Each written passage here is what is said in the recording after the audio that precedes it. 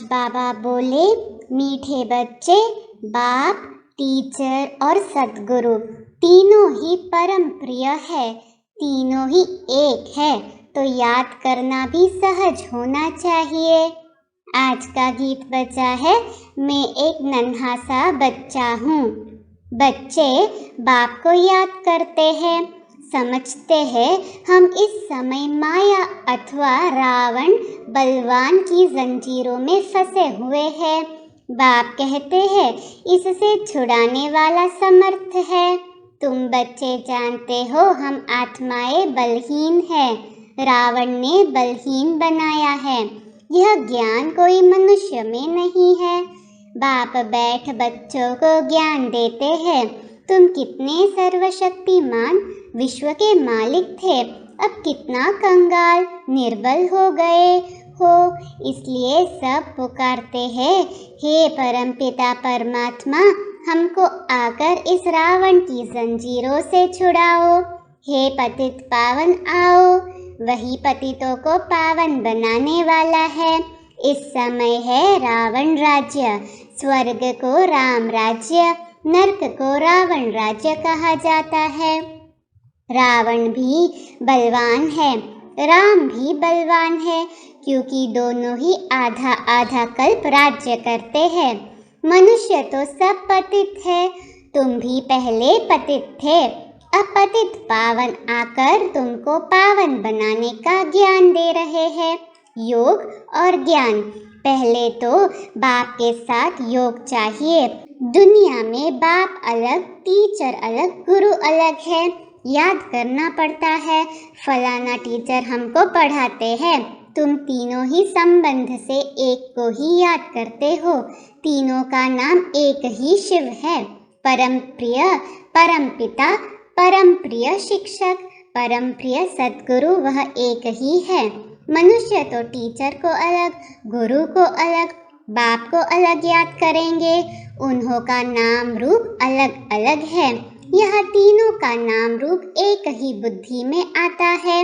रूप निराकार है, नाम शिव है, बुद्धि में एक ही याद आता है।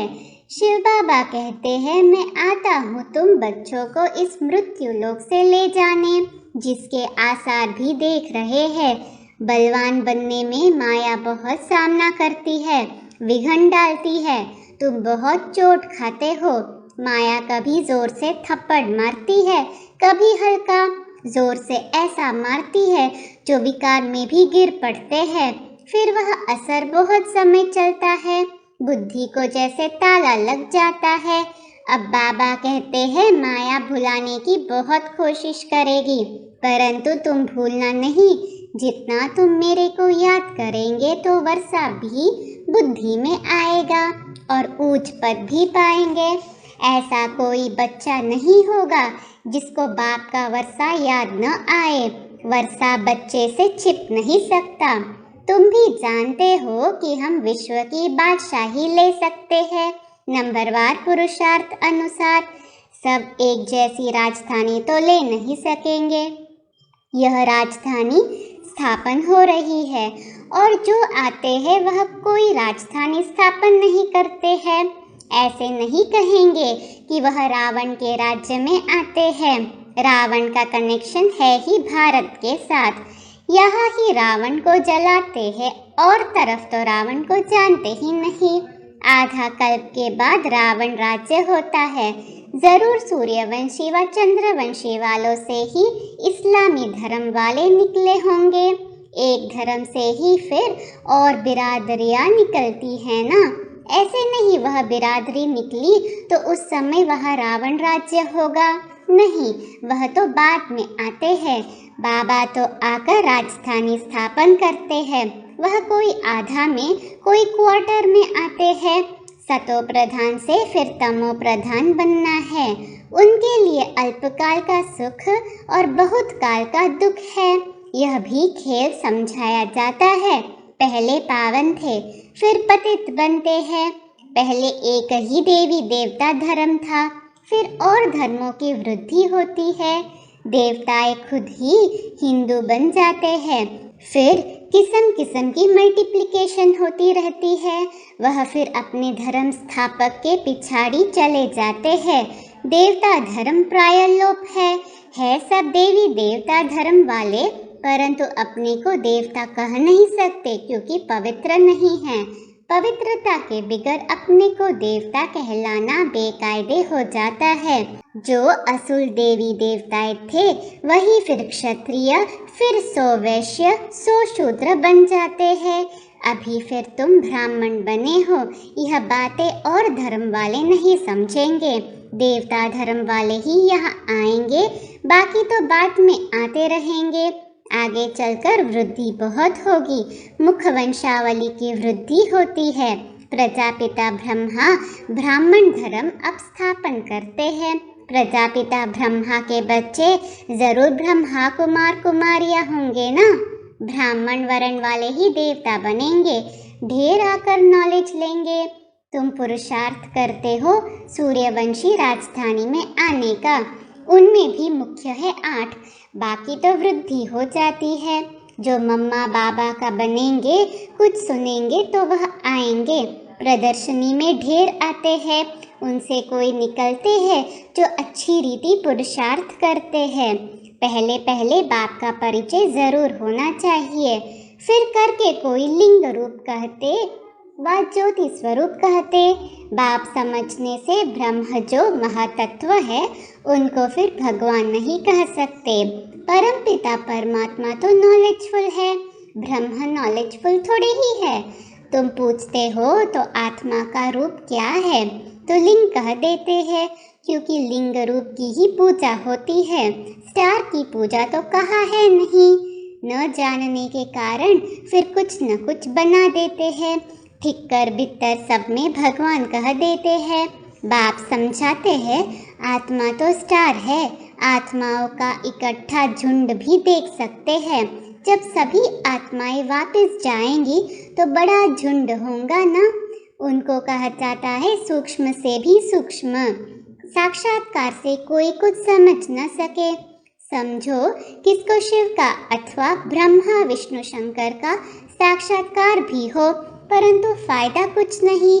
यहाँ तो सृष्टि के आदि मध्य अंत को जानना होता है, यह पढ़ाई है। परमात्मा भी एक स्टार है। इतनी छोटी चीज की देखो कितनी महिमा है। ज्ञान का सागर, प्रेम का सागर, सुख का सागर वही सारा काम करते हैं। इसको कहा जाता है अति गुह्य बातें हैं। बाप कहने से बुद्धि में आना चाहिए कि जरूर स्वर्ग का रचयिता है।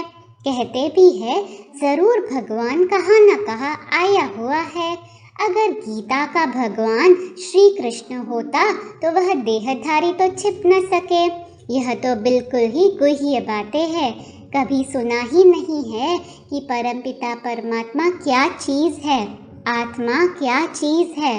सिर्फ कह देते हैं प्रकृति के बीच चमकता है अजब सितारा, फिर उनको परमपिता परमात्मा कह देते हैं। अब आत्मा और परमात्मा के रूप में फर्क तो कुछ भी नहीं पड़ता है। क्या परमात्मा कोई भारी चीज़ है, वह बड़ी रोशनी है? नहीं, वह तो सिर्फ नॉलेजफुल है। गति सदगति के लिए ज्ञान देते हैं, तो ज्ञान सागर है। अब ज्ञान का सागर परमपिता परमात्मा को कहेंगे, वह रावण मत पर चलने वाले मनुष्यों को। बाप कहते हैं मैं अथॉरिटी हूँ, बाकी यह सब भक्ति मार्ग की सामग्री है। ब्रह्मा के हाथ में शास्त्र दिखाते हैं, परंतु उनको यह मालूम ही नहीं कि ब्रह्मा कौन है। बाप कहते हैं मैंने आगे भी कहा है कि मैं साधारण बूढ़े तन में आता हूँ, इस नंदीगण से आकर नॉलेज सुनाता हूँ। मनुष्य भागीरथ भी दिखाते तो गौमुख भी दिखाते हैं। अब भागीरथ से भी गंगा, बैल से भी गंगा दिखाते हैं। राइट रॉन्ग क्या है समझ नहीं सकते। क्या बैल जानवर से गंगा निकली है? गौमुख दिखाते हैं तो गौ होनी चाहिए। नंदीगण को बैल दिखाते हैं, यह मेल तो बरोबर है, मनुष्य है। अगर गौ कहे वह भी माता तो है ना। इन बातों को मनुष्य बिल्कुल ही भूल गए हैं। राइट कुछ भी बताते नहीं। ब्रह्मा द्वारा सूर्यवंशी राज्य की स्थापना हो रही है। यह कोई राजा ही तो है नहीं, यह बेहद का बाप बेहद का राज्य देते हैं। पढ़ाई से जो सूर्यवंशी चंद्रवंशी घराने के होंगे उनकी बुद्धि में यह बैठेगा। पहले यह निश्चय होना चाहिए कि शिव बाबा ही हमको साथ ले जाएगा। कोई और गुरु गोसाई की यह कहने की ताकत ही नहीं है। पतित पावन तो एक बाप ही है, उनको ही याद करते हैं कि आकर पावन बनाओ। नई सो पुरानी, पुरानी सो नई, यह तो होना ही है। परमपिता परमात्मा के सिवाय पावन दुनिया कोई बना न सके। बाप से ही सूर्यवंशी और चंद्रवंशी राजाई का वर्षा मिलता है। यहाँ तो कुछ भी राजाई है नहीं, यह बड़ी समझने की बातें हैं। मनुष्य समझते हैं शास्त्र सच्चे हैं क्योंकि भगवान ने बनाए हैं। उन्हों को यह पता ही नहीं कि भगवान ने मनुष्य के तन में आकर गीता सुनाई है, उस पर कृष्ण का नाम डाल दिया है। यह भूल सब बुद्धि से निकले। पहले शिव बाबा को जाने तब समझे कि वह स्वर्ग की स्थापना करते हैं। जानते नहीं तो लड़ते झगड़ते हैं।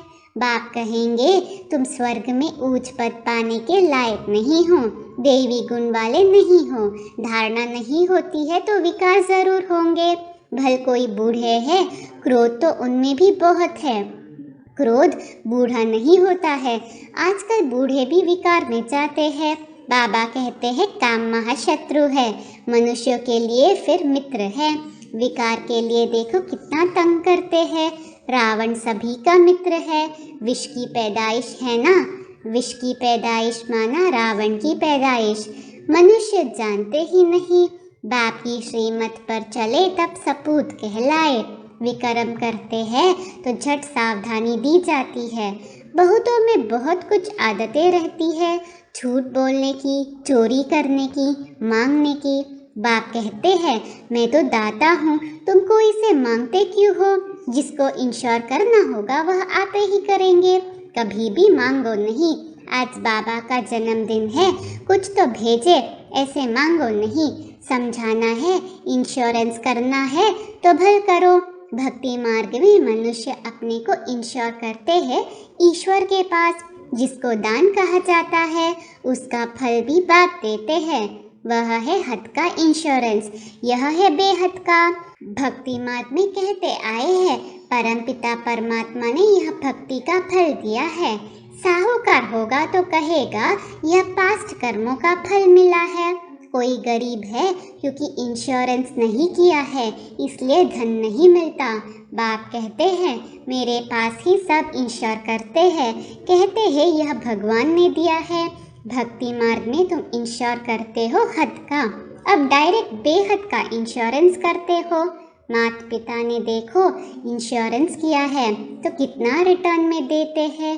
कन्या के पास तो पैसा होता नहीं, वह फिर इस सर्विस में लग जाए तो सबसे ऊंचा जा सकती है। मम्मा ने कुछ भी इंश्योर नहीं किया, हाँ शरीर इस सर्विस में दे दिया तो कितना ऊंच पद पाती है। आत्मा जानती है मैं इस शरीर से बेहद के बाप की सेवा कर रही हूँ। जगत अम्बा का कितना बड़ा मर्तबा है। जगत अम्बा ज्ञान ज्ञानेश्वरी फिर वही राज राजेश्वरी बनती है। यह सब कुछ तुम ही जानते हो। आज का वरदान है सदा हर कर्म में रूहानी नशे का अनुभव करने और कराने वाले खुशनसीब भव। स्लोगन है साधनों को सेवा के प्रति यूज करो, आराम पसंद बनने के लिए नहीं। ओम शांति।